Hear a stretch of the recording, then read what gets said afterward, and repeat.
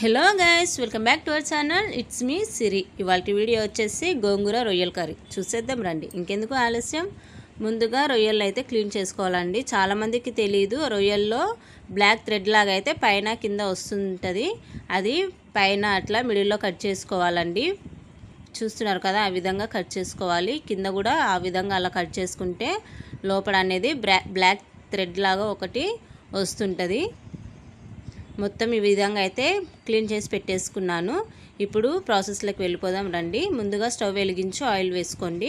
Oil కొంచెం heat అయ్యాక ముందుగా క్లీన్ చేసి పెట్టుకున్న రొయ్యలు అయితే వేసేస్తున్నాను.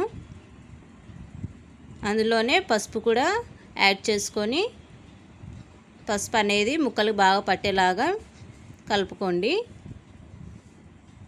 సేమ్ మనకు చికెన్ మటన్కి ఎట్లా వాటర్ అయితే వస్తుందో సేమ్ రొయ్యలకు కూడా ఆ విధంగానే వాటర్ అనేది వస్తుందండి. చూస్తున్నారు కదా, ఈ విధంగా వాటర్ అయితే బయటకు వచ్చేస్తుంది.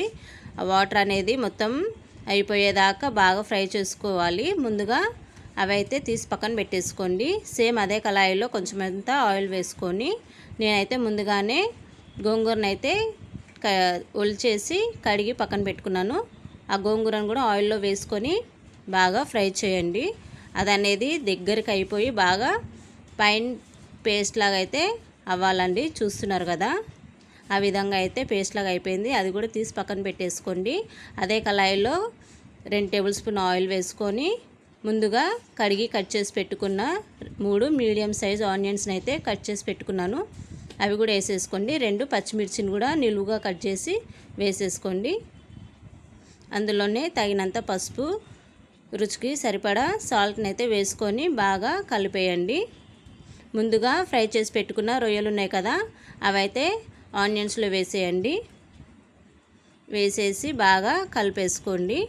ఇప్పుడు అందులోనే ఒకటే మీడియం సైజ్ టమాటాని అయితే సన్న ముక్కలుగా కట్ చేసి వేసేసుకున్నాను. అది కూడా బాగా మెత్తగా అయిపోవాలని, టమాటా అనేది బాగా సాఫ్ట్గా అయిపోయే వరకు మగ్గనివ్వండి.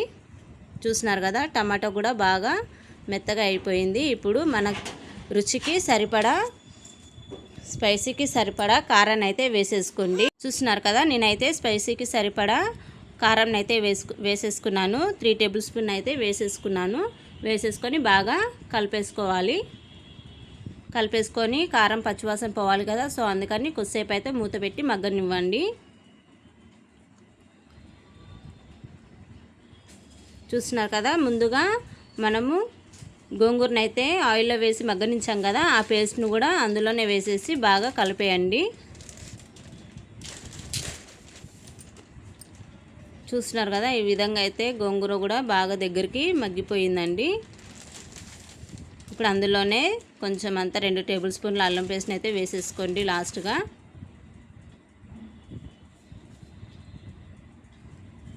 చూడండి, అల్లం పేస్ట్ కూడా పచ్చివాసన పోయేంతసేపు మూత అయితే పెట్టేసుకోండి.